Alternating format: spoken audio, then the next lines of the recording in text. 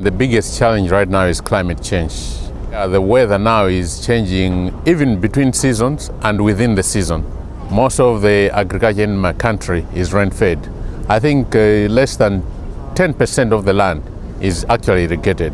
So the Green Belt Initiative is one initiative that will make sure that the collaboration that is there between public sector, private sector, and the farm organizations is actually addressing these issues. The target is over the next 10 years, irrigate 1 million hectares of land. Farmer education is very important to try and help them to understand the variability in the seasons and the need to adopt technologies that can mitigate against climate change.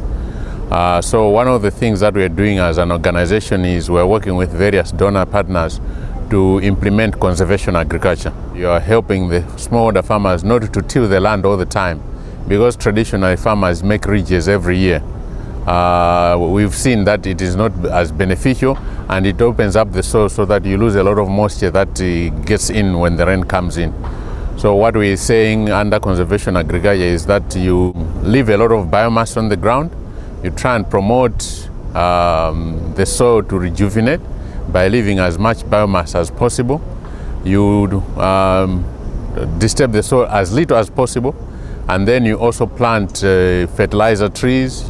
You use a combination of fertilizers and manures so that over time, within 2 or 3 years, you find that the soil is getting richer in terms of nutrients, and it is able to sustain a good crop. We can't do it alone. We need the partnerships.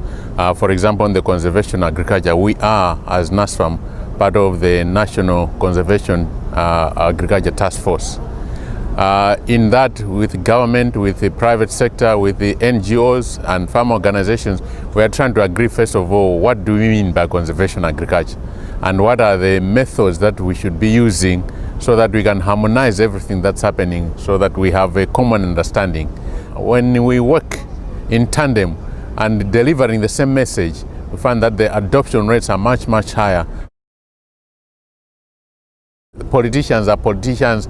They may not make decisions that are conducive to the local farmers, to the local conditions and so on. So it's important that we should be represented here in the side events, in the high-level meetings, so that the politicians can hear what it is that we're looking at them to do for their countries, for the nations at large, so that all together we can preserve the climate, we can conserve the planet to have a more sustainable future for everyone.